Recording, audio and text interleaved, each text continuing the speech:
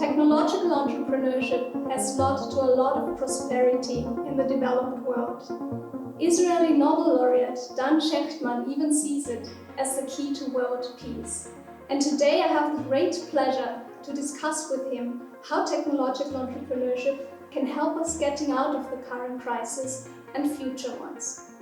This interview is part of the so-called COVID Pop-Up Hub initiated by the Austrian Federal Ministry of Climate Action, Environment, Energy, Mobility, Innovation and Technology to learn our lessons from this crisis and to create a more desirable future.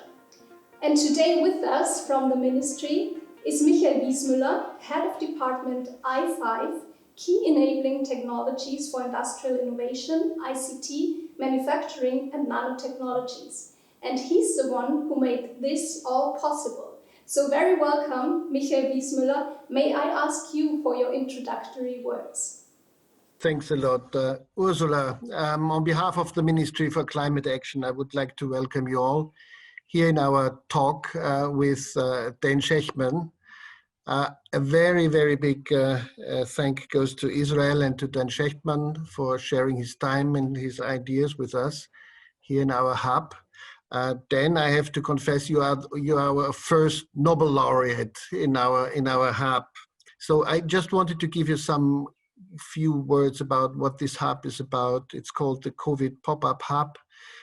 So it's closely related to the pandemic situation we are facing since 8-9 months. In a nutshell, I would say the hub is something which helps us to prepare for change. We are quite convinced that the world will look different at the end of this pandemic. And the pandemic has involved a lot of elements of deep disruption, which will need reflection, which will need new ideas, which will need new forms of intervention. So the main motivation of this hub is twofold. It's the one is to satisfy the need for orientation, the desire for perspective, or the claim for change in our innovation and tech community in Austria. For this reason, it's important that you get involved. Whoever wants to share his ideas and want to take part in the discussions, please get into contact. It can be your coffee shop too, if you want to. And the second is prepare for a kind of, well, at least in elements to prepare for a future innovation or tech agenda. It's the idea to gather hints or ideas, orientations, perspectives, what we should do in the future innovation and technology programs we are responsible here. So this is pretty much what I wanted to say. Just some few words. Welcome you.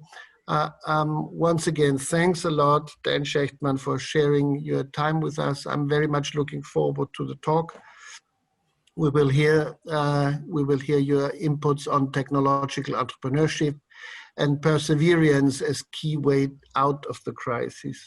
By this, I hand over to Ursula. Ursula will perform the interview. Okay, see you later. Thank you very much.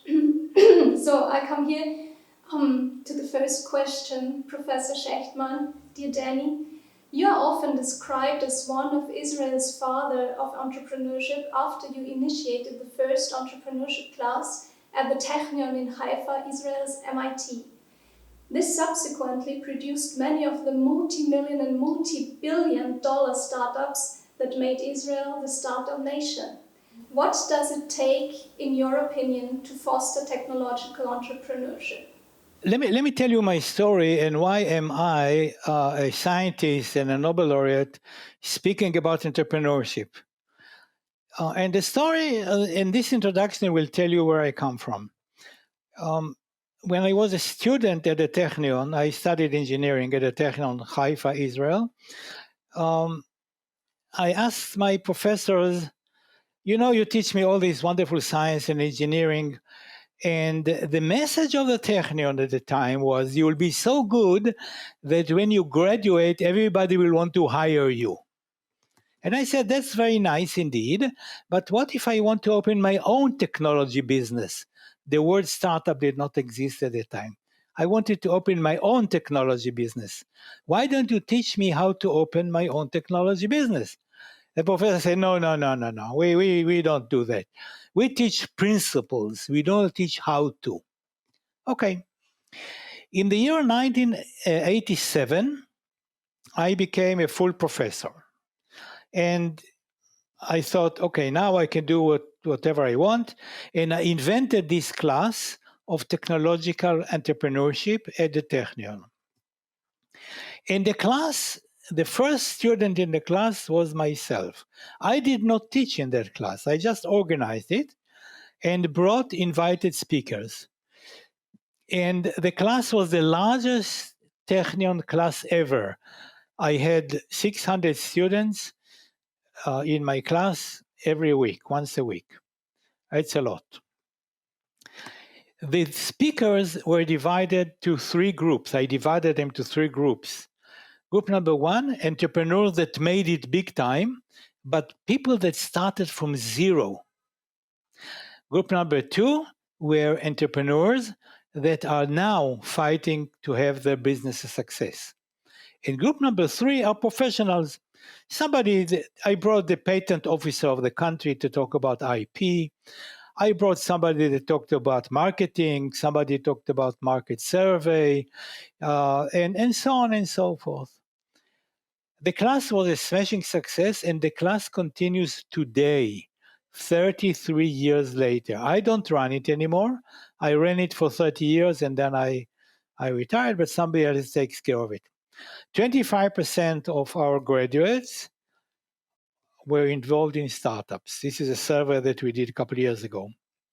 The number of engineers and scientists in Israel that took my class is beyond 10,000. More than 10,000 engineers and scientists in Israel took my class, and a quarter of them were involved in startups. This is a great success. Okay, this is where I come from. Over time, I started to try to convince people around the world to teach technological entrepreneurship, and in universities, in high schools, and so on. So the point is this: you can teach technological entrepreneurship. This is the idea behind my class. You can teach it, and the message is the following. If you open a startup without being prepared, without really understanding what it takes, there's a good chance that you will fail in the first attempt.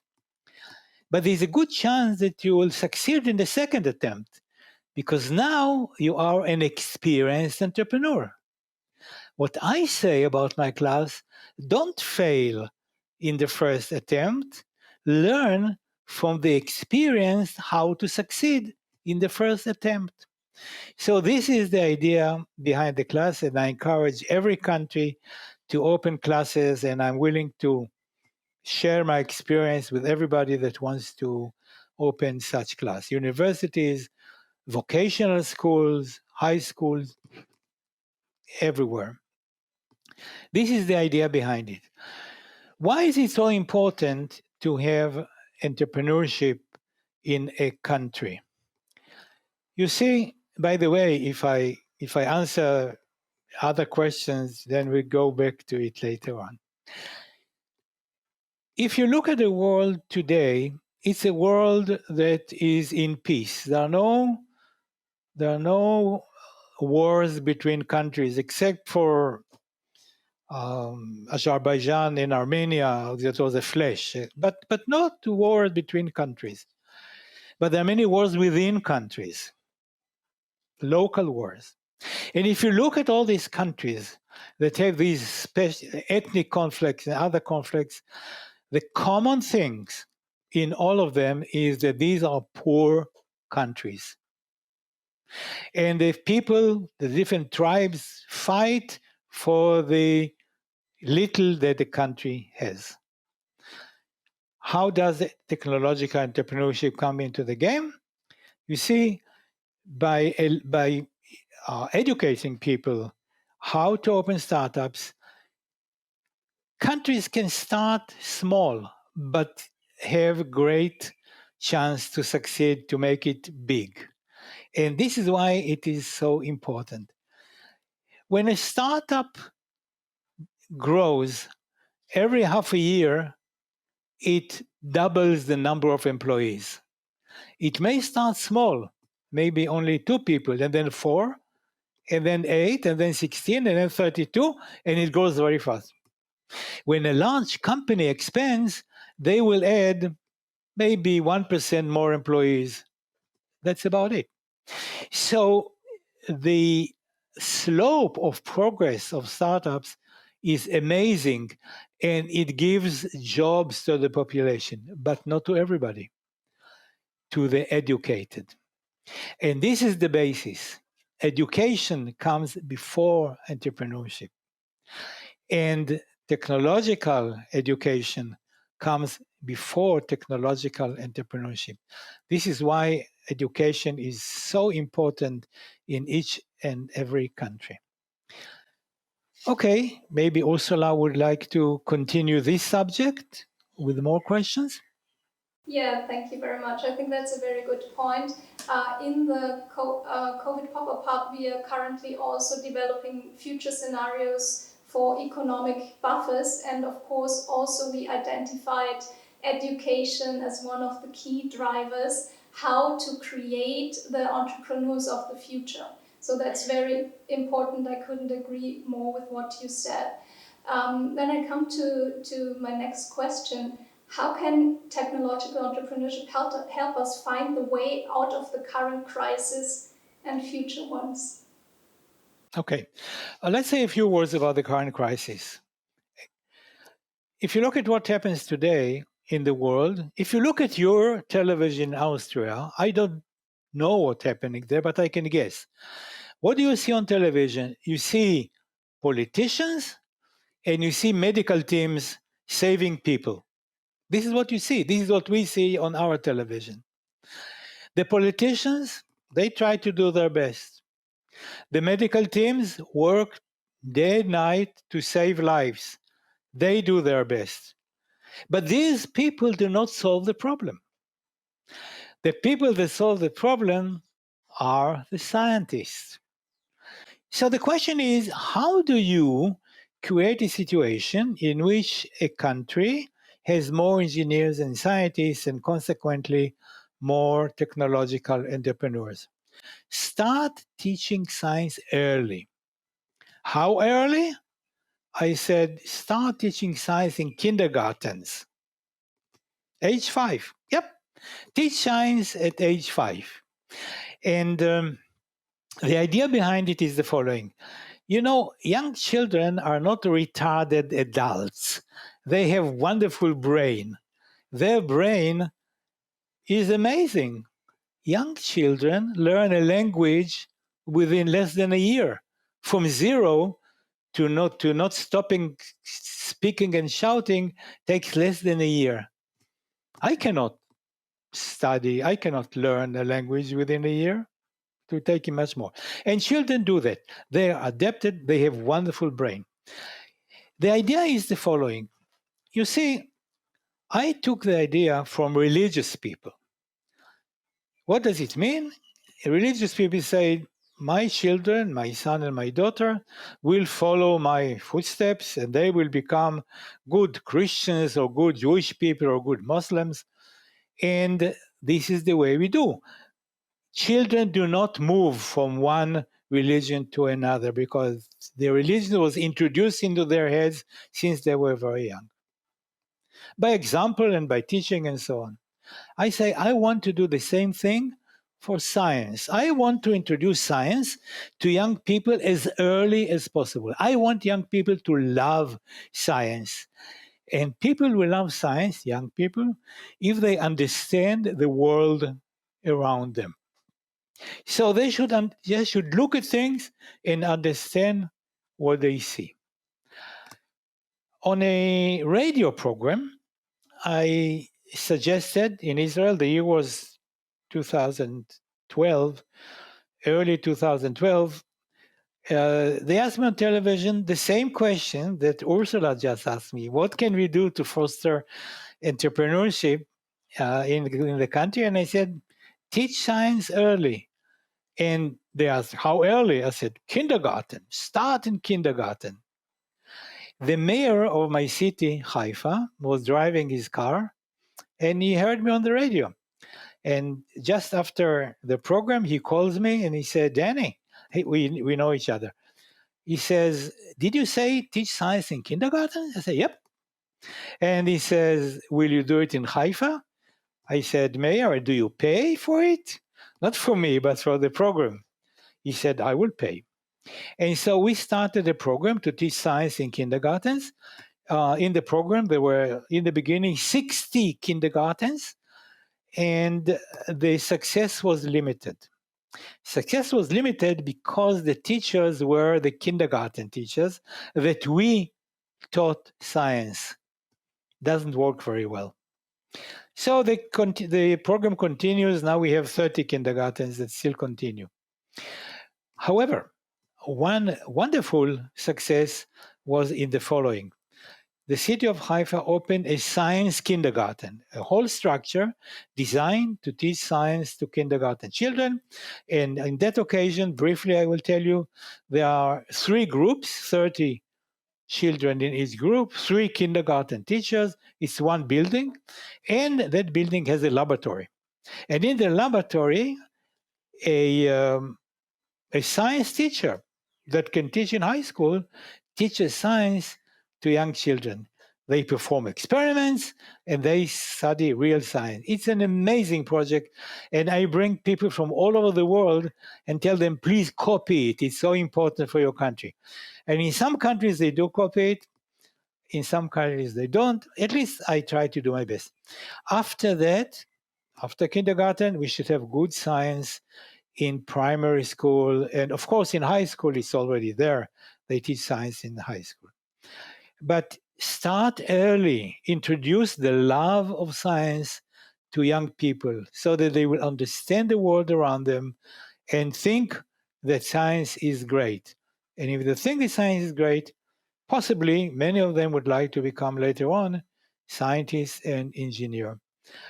So prior to the class of technological entrepreneurship at the Technion, start early, teach science to young people, and automatically you'll have a much better cadre of young people who think that science is great and will want to become scientists. Ursula? Yeah, thank you very much. As far as I know, the children liked it best when you yourself did the program. Uh, how do you now find other scientists who can teach it as well to children as you can do it? Maybe for the audience, in Israel, the program Dan Shechtman performed was on public television and very, very popular, and it's very nice to see what he did. It's always the Nobel Laureate with about 5 really little children, and I think they just liked you. How do you find other scientists who can do that so well with children? The program is called To Be a Scientist with Professor Dan.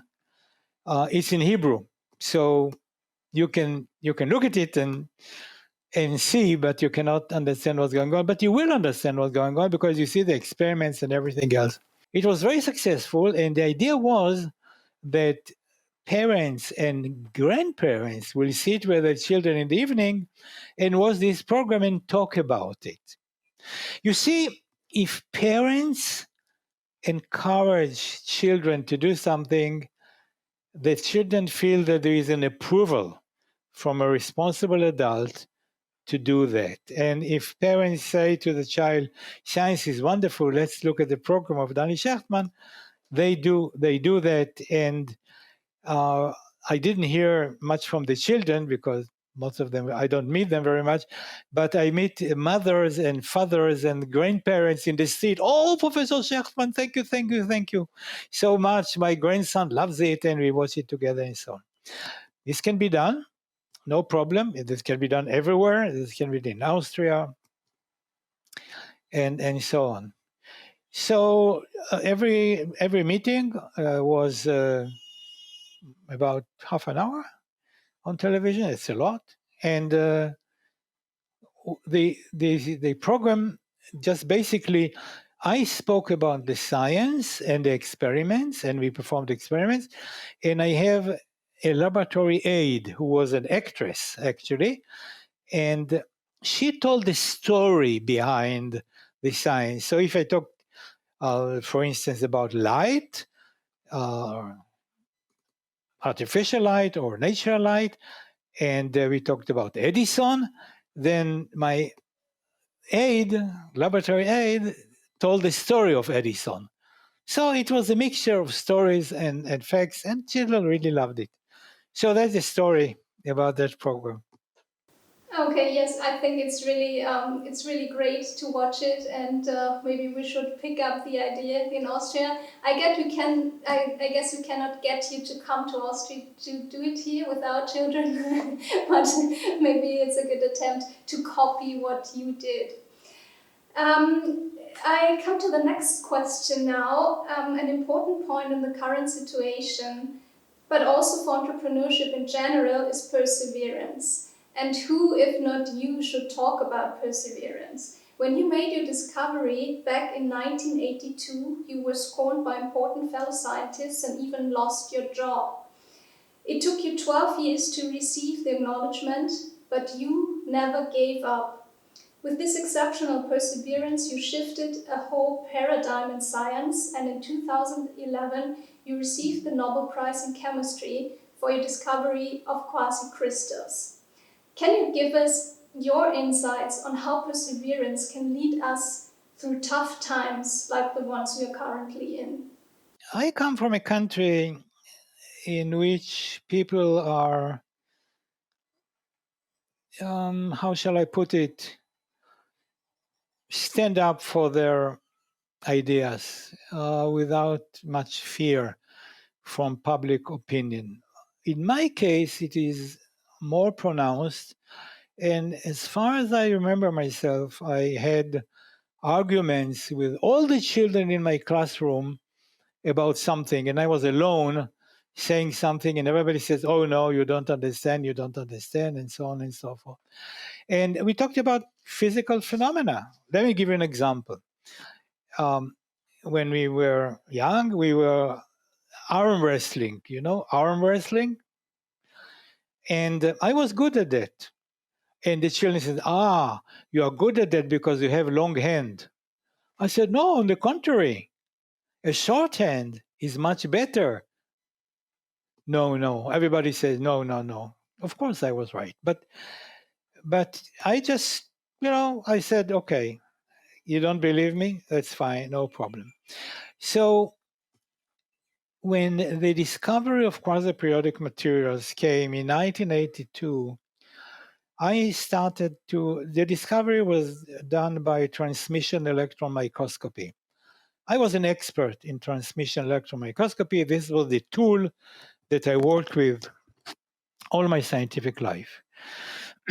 And I started to talk to people in the laboratory, people around me. The place was National Bureau of Standards in Maryland. It's an amazing institute. And the people around me were very accomplished scientists, excellent group of people. And I started to talk about strange things like five-fold symmetry in crystals, which by the laws agreed upon at that time cannot be, and so on and so forth, and icosahedral symmetry, and so on. Most people said, well, we don't know.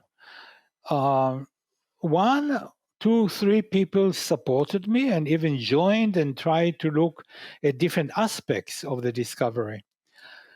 And they were supportive. One example of somebody who was totally rejective was the head of my group. I belonged to a group of scientists. By the way, I was there on my first sabbatical. Every 7 years, we can go for 1 or 2 years sabbatical abroad, part of our employment agreement at the Technion, and generally in Israel and in many other countries.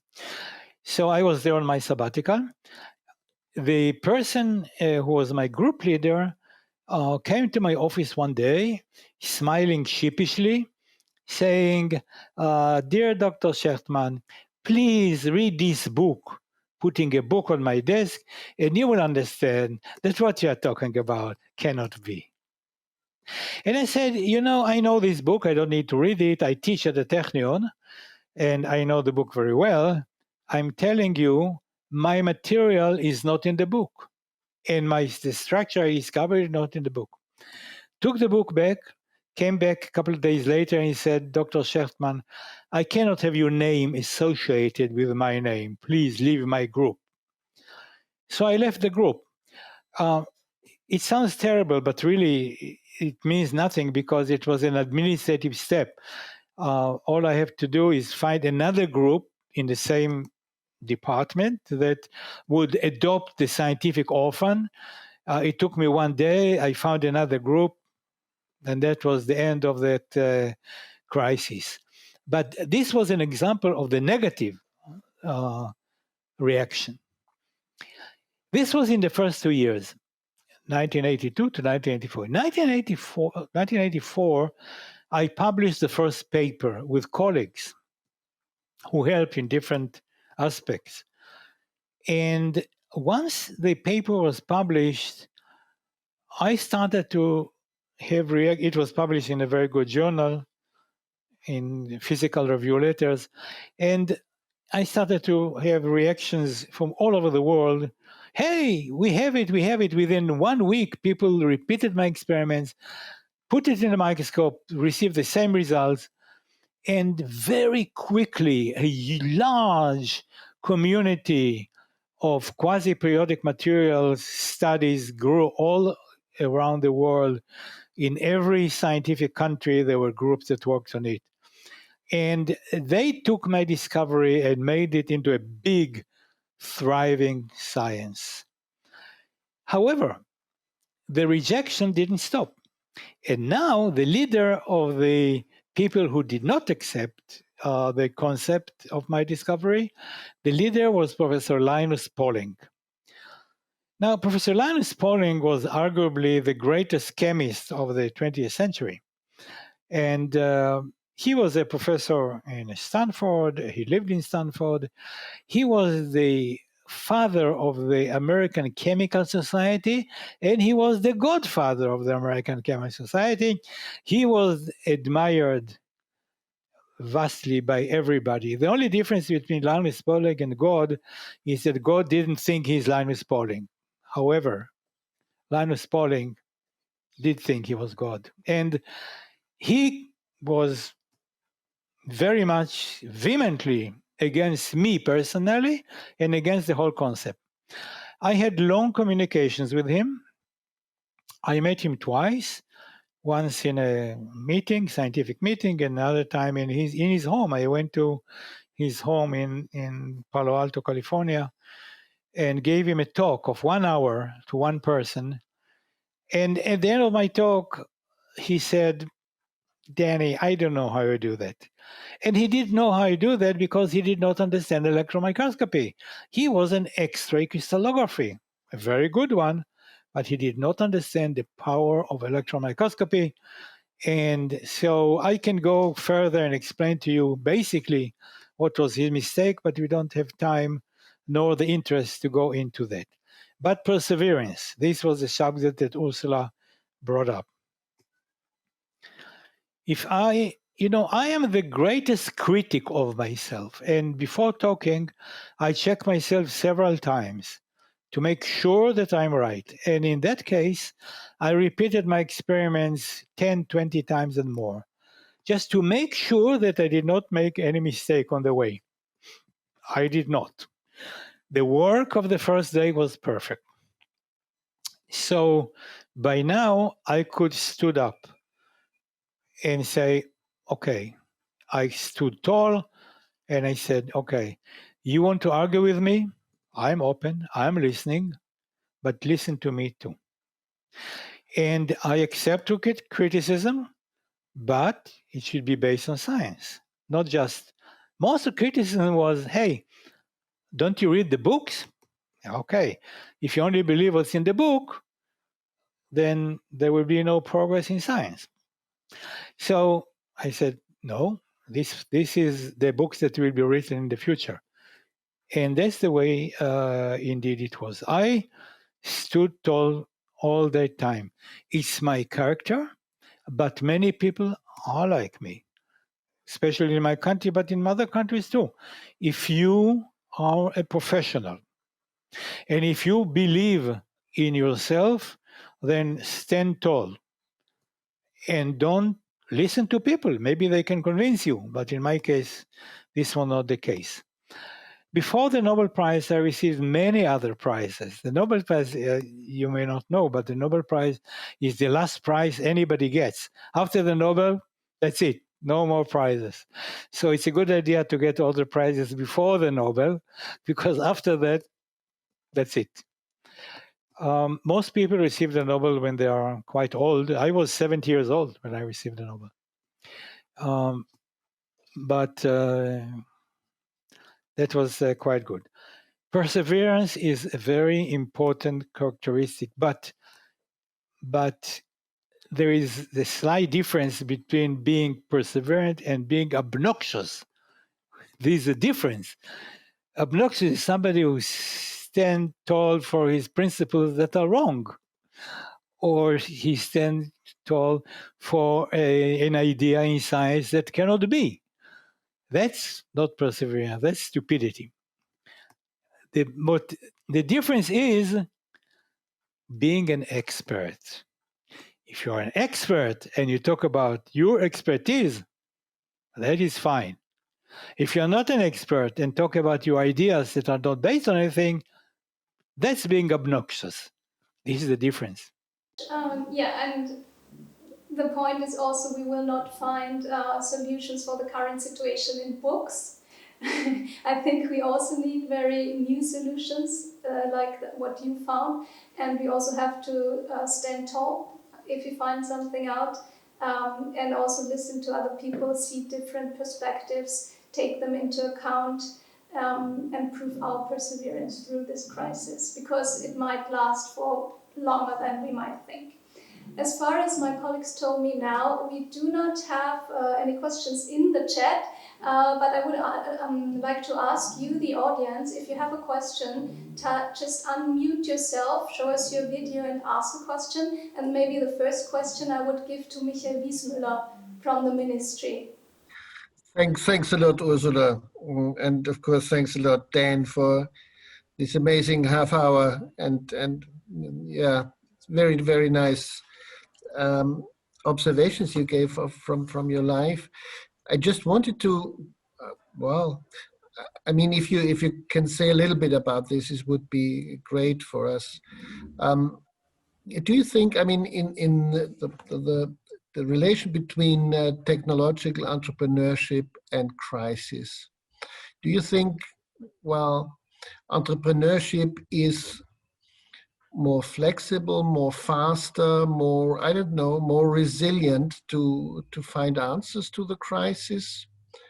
Okay. Do you expect that the technological world will look different when we got out of this crisis? Would you think that we are working more with tracing apps than with Facebook, or I don't know? Perhaps you have some ideas on this or comments. Okay, thank you for the question. You see, there are different issues involved with this pandemic. Cure is one, vaccination is another one, but there are many other issues. Inhalation machines. How do you suddenly, in a country that needed maybe 20 inhalation machines, suddenly you need 2,000 inhalation machines? How do you do that? This is where a startup can react very, very quickly to produce these machines. These are the small things that startups can do. Very fast, very quickly, by far better than large companies. Large companies are big ships. It's very difficult to steer them. It takes a long time. Startups react the next day. However, vaccination and cure is a very big issue. And small companies, startups cannot tackle that issue. This is a subject for the big ones. And if you look at who are the companies that came up with vaccination, you see that these are really like Pfizer and other companies. These are really the big players in the field. However, if you look at the origin of their capability, you see one or two people with good idea who started, not this time, started years ago and brought the idea to a big company, and they developed it and they were ready for the new crisis. It all started with somebody. The seed was somebody who was an entrepreneur. And then it came to the big company, and the big company can develop vaccine. The cost of developing vaccine is unbelievably large. It's huge. We talk about billions of dollars of expenditures that no startup can afford, but the big companies can do. So the seed for success of big companies is also the entrepreneurs or intrapreneurs, somebody who is an entrepreneur within the organization. This is another subject that worth dealing with. Entrepreneurship within an organization. I am very active in Israel about entrepreneurship, to foster entrepreneurship within organizations. Okay, so there is a job for startups to solve the very quick issues that need solution, and then the big one will come in with cure and with vaccinations, as they started to show up in the last couple of weeks. Yes.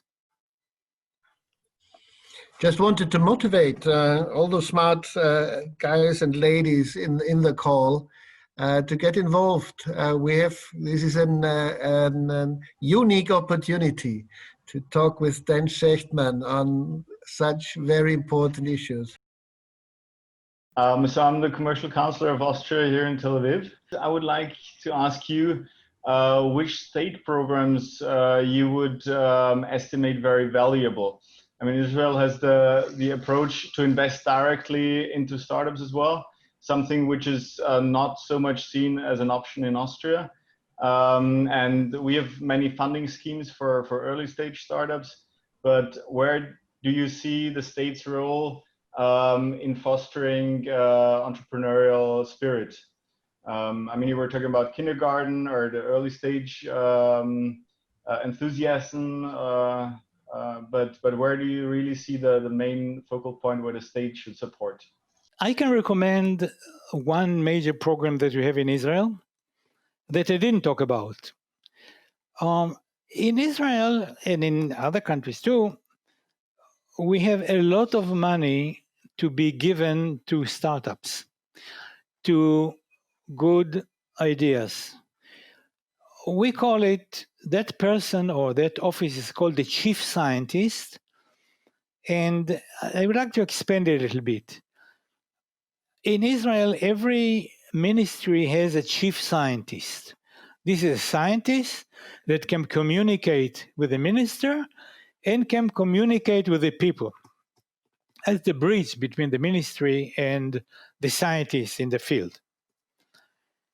The chief scientist is one person who has a lot of money to invest in what they perceive as very good ideas. The success rate of spending such money is amazing. I know the personalities who were chief scientists for generations. By the way, now the chief scientist now, or number two there, did his master with me. They tell me the following: for every euro that they put into the seeds, that they invest in a startup, they get back €5 in years to come. 500%. It's an amazingly profitable investment. And when I spoke to the current chief scientist a couple of weeks ago, I said, is it still true that you get €5 for every euro you spend? He said, no, we get 8 now. So this is a wonderful investment. Invest in startups, invest in projects that you think are worth spending money in. And the system in Israel is that if you fail, it was a gift. You don't have to return it. If you succeed, you return the investment and you return it from your profits gradually. So, okay, so where's the benefit? The benefit is in Texas because this company produce products that are for export, and it brings in foreign money, it brings in foreign investment in this company, and it employs many people who pay taxes. So not only products, but also money that flows into the company and consequently into the country. And so this is one good thing to do. This is besides education for science and technology, it's beside teaching entrepreneurship, it is supporting the already new startups. And I totally for it. I really encourage many countries to do the same. I know that it's done in countries, I do not know to what extent. Austria is known for sophisticated technology, and you are doing very well. And we can learn quite a few things from you too. What is a piece of advice you will give for the youngsters to become a better entrepreneur? It's a whole class, it's a whole course. It's 14 meetings of advices, and but to be serious, first you have to know a few things. I will say a few points. Number one, learn the market. What are you entering in? Who are the competitors? What is the price range? And what is the direction of development? Where is the field going? And what is the future? How many people will buy the product in the future? And what is your advantage over the current products? This is unless you invent something which is totally new, and this is a different subject, and then you have to create your own market, and then there is a problem. If the market is too small, that's not very good because, okay, not much chance to succeed. If the market is excellent, then the competition will jump in very quickly. That's also not very good. What is good is something in between. A market that is there, the big players, it doesn't pay for them to get into it yet, and you have an advantage. So that's it. Another advice, you need money. Where do you get this money? Okay, I'll tell you where not to get this money. Don't take money from your relatives. Bad idea. Don't sell your car or apartment for a wonderful idea, because you are liable to lose your car and apartment and wife and children in the process. Don't do that. Use money from other people who can lose this money without, and it will not bother them too much. Don't use your money unless you have very deep pockets. Maybe you are a billionaire. In this case, yes, use your money. But if you are not, then be careful. Advice number 3, choose your partners very carefully. The fact that somebody is a good friend and you go to parties together and you go swimming in the pool together doesn't mean that it's a good partner for a business. It's not the same. Another advice, and this is research. Research have been shown, this comes from the Sloan School at MIT. It shows that the more people are in the startup from the very beginning, the larger is the chance to succeed. The more, the larger. It's contrary to my idea, but that's a fact. The more people are, 5 is better than 2 for the success of the startup. There are many other advices. Another one, let's say that you have a product already. Okay, you're a startup to develop a product, and now you want to sell. When do you start selling? When the product is perfect already? Yes, if you are Mercedes-Benz or Google or Apple, yes, wait until your product is perfect. But you are not. You are a poor startup. You sell as soon as possible because you need cash flow. Fix later. Sell first, fix later. Don't be perfect in the beginning. Be perfect later on. There are 100 such advices, but we don't have time for all that. I wish you luck, Johnson. They do not take shares, and they do not sell the product. They give you the money. And that's it. And as I said, if you fail, it was a gift. You don't have to return it. If you succeed, you pay back. The government is not involved and does not take share in the company, and is not involved in selling the products or buying the products. Nothing like that. It's only pure money. They give you the money, you pay back from your profits if you are successful. That's it. There's nothing more there. Hello, from the Austrian Association of Electronic Industries. I totally agree that it's necessary to start science early, best in kindergarten. And you mentioned you've done a television program, but still I think there are measures necessary to reach a much broader parts of the children. What would you recommend to reach more, even more children? You know what? This tool,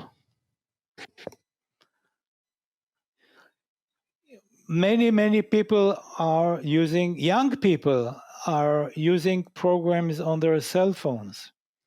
So create a channel of science on the cell phone, fun channel on cell phones. And young people use this by far more than they watch television. So a site that is science, but attractive enough to encourage young people to look at it, and to, it must be, I'm just thinking, I never thought about it before. I'm just answering your question. So everything I say just from the spur of the moment. Make a competition. Make a competition on the cell phone, on a site that is a competition about science, and create a buzz about it. Create a situation in which young people would like to go and look what's happening there. And if you're successful in this, hey, you'll contribute a lot to your country, and you may also become rich in the process, which is not a bad idea. Thank you. Good idea. Okay. How digital technology makes better entrepreneur without much investment. Okay. Hey, of course. Most startups in Israel are just that. They work in hyperspace, preparing programs, different kinds. Cyber security is very strong in this country for different reasons. And many startup companies are doing just that. This new world, not so new, of working in a hyperspace enables you to start something without any investment at all. You don't need any equipment. All you need is brains, and 2-3 people sitting together can create huge company from a good idea. So yes, this is a very quick way to do or to create a very successful startup. I'm starting a project with a large organization to encourage entrepreneurship within the organization. Okay, here is the idea. Number one, the people in the organization are the best advisors to the management because they know very well what is happening in the organization. They are better than outside advisors. This is number one. Number two, how do you create a situation in which people from your organization will come with ideas to the management? This has to do with company culture. Company culture is a subject of another conversation. But company culture or organization culture is very important. In Israel, a person from the organization can directly contact the top manager. He can, I asked top manager in Israel, can a bench engineer call your secretary for an interview? He says, no, they could call me directly. Why would they call my secretary? This is the culture in my country. It's equality. And this is from the very beginning of the creation of modern Israel. If you can create a situation where an employee of an organization can reach directly or indirectly the decision makers, then you are doing a very good job. In my country, managers not only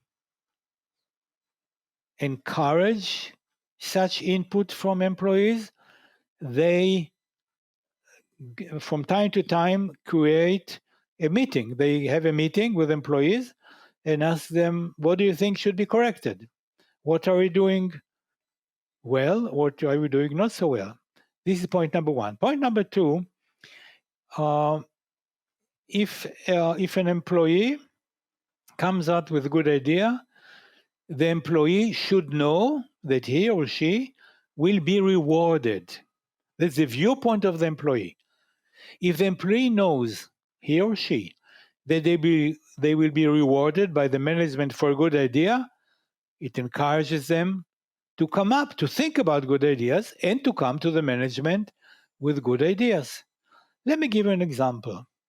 One of the companies I know quite well is an electronic company. They produce many electronic type of equipment. And if, let's say, an engineer has an idea for a new product, he can very easily talk to the decision maker. In this case, it's the owner, and say, hey, I have an idea. I think we can make this product. I think the company can sell it, and I think it's a good idea. The boss will say, okay, thank you very much. Go back to your bench. I will call you in a couple of weeks.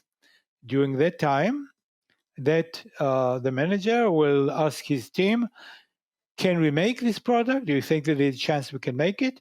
And do you think there's a chance we can sell it? If the answers are positive, he will call that employee 2 weeks later and say the following. Okay, we think we can make it if you develop it. And we think we can sell it. I think it's a good idea. I give you 3 more engineers. I'll give you a couple of rooms at the end of the corridor. I will give you $1 million. Start developing the product. Report to me every quarter and come back at the end of the year with a product. Goodbye. The man goes with a few more engineers and they start to develop the product. And it's easy for them because they have the support of the company. If they need somebody who is an expert in software, there's somebody in the company that can help them. If they need a workshop, there's a shop in the company that will help them. Chances are that in a year, he will come and say, hey, boss, here is the product. I developed a product and here it is. Boss will say, this is wonderful. What we'll do now, we will open a subsidiary. And you are a major stakeholder in that. You have a good percentage of that company. And there is a spin-off from the big company to a little one. That particular company that I know well has more than 100 spin-offs. More. But that's not the end of the story.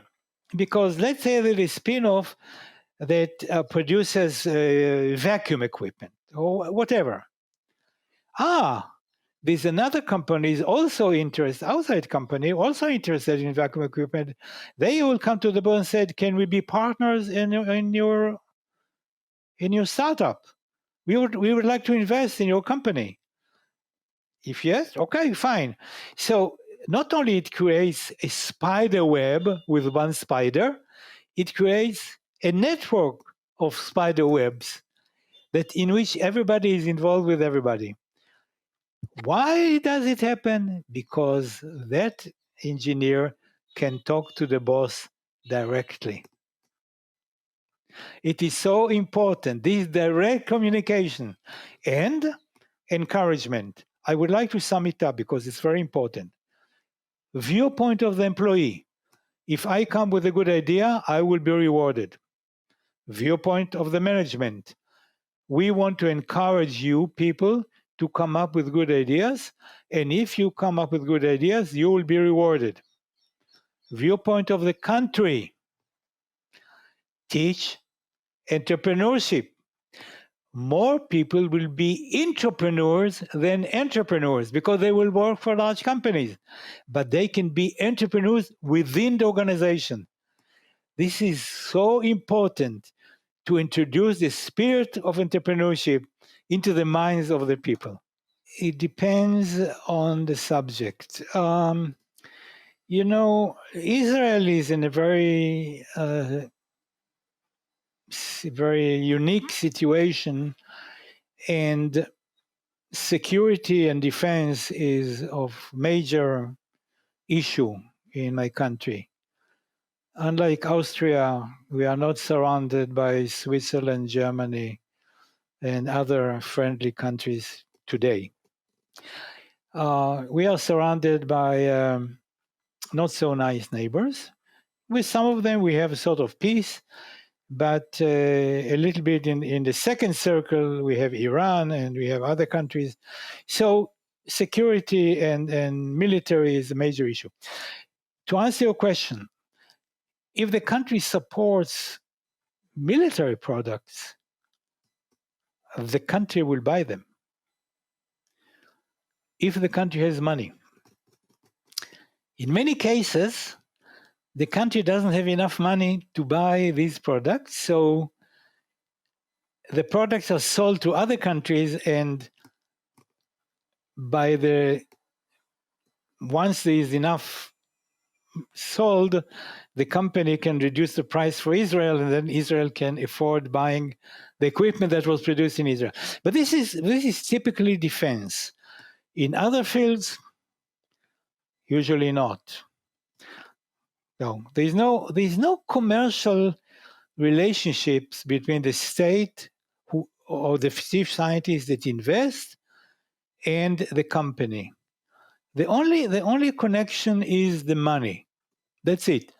I give you money. If you are successful, you will return the money. Thank you very much. Goodbye. That's it.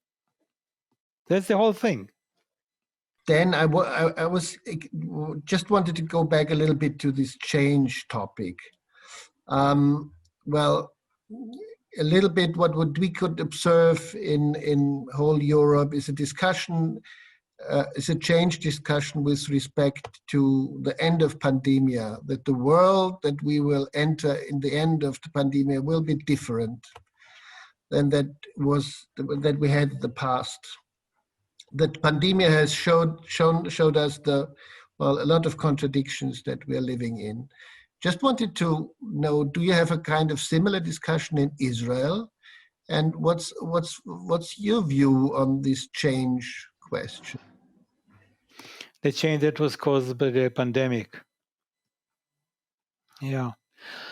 Well, I think that one of the great changes is exactly what we're doing now. Zoom. People are remote and can see and hear each other quite clearly. And this will be by far more used in the future than it has been in the past. This improves communication, and I think this is a very good development. Of course, the airline companies will cry because people will fly less to meet somebody in Shanghai. Instead, they will talk on Zoom and conclude everything. This is one thing. I can tell you jokingly that over this year, I learned how to cook and I make wonderful food. So in the home base, hey, something good happened. You don't need to go to restaurants. Of course, the restaurant people will not like it. And this becomes an issue because if people do not need to meet physically together, that's not very good. I think that the personal contact is still very important, and although we can talk on Zoom or similar program, it is not the same. I don't know if there are products that have been developed besides health products that have been developed because of the pandemic. But if there were, of course, they will be used.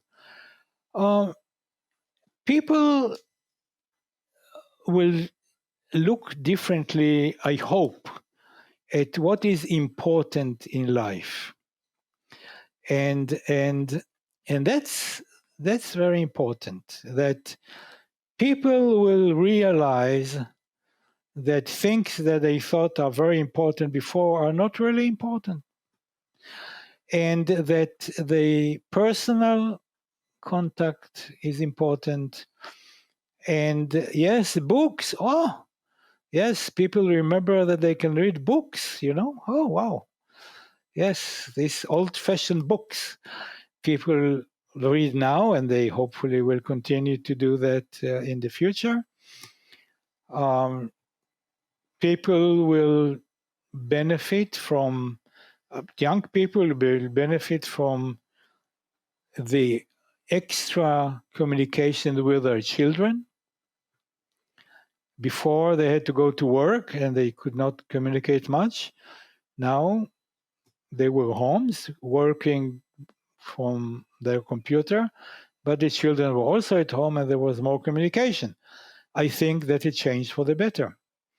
So I see benefits in human activity, getting people together. This is number one. Number two, understanding better what is important. And number three, realize that the man who is walking by you in the street and is coughing is really killing you, practically killing you. And be careful from all these people who do not obey the rules and put those masks on their face. These little things on their face. And I want to add one more thing, if I may. Never in history of mankind was a person so influential like that first Chinese person who got sick. There was nobody else in the world ever who affected the world so deeply than that anonymous Chinese who got sick first. And I think that Time magazine should put him the man of the world. No face, but this person who really affected the world. You can say, hey, Hitler, Stalin, other people. Yes, they were terrible. But but they affected part of the world, not the whole world. This person affected the whole world. Never in history. Let me give you an answer for something you did not ask. I want to show you that everything in your life occurs by chance. Statistics. Let's start asking you, asking all your people, what were your chances to be born? Think about the process. The answer is 0. There is nothing closer to 0 than the chance of somebody to be born. Another sperm is another person, not you. You would never know that you were not born. And your father also had to be born, and your mother had to be born. Go back down to the first amoeba in the swamp. So the chance to be born is 0. I don't know anything closer to 0 than the chance to be born. And yet we are all here. We are so lucky.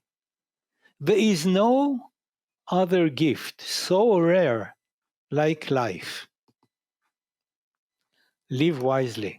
What a closing remark you gave us. Thanks a lot. Thanks a lot for your insights you gave us in the whole world of entrepreneurship. And definitely we could have spent far more hours on going into detail with you on this. So let me just say at the end, shalom. Thanks for coming. Stay healthy, stay safe. And let's hope that we will meet again in the physical world sometime soon. Thank you very much, Michael Wiesmüller. I will also have some final words. I would like to thank you, Danny, for your time, for your interview and your insights on how technological entrepreneurship and perseverance can help us find a way out of this current crisis and future ones. I think these were very valuable insights, and I would also like to thank the ministry for making this possible. I would like to thank my colleagues here around me who also made this possible, and I would like to thank the audience. Thank you very much for joining us this afternoon. We were very pleased to see that so many of you logged on and for your valuable questions. And please join us for more interviews and discussions like this on popuphub.at if you like. As Michael Wiesmüller said, we will be online at least until January. And in any case, please stay well, stay safe, and stay healthy. Thank you very much. Have a nice evening.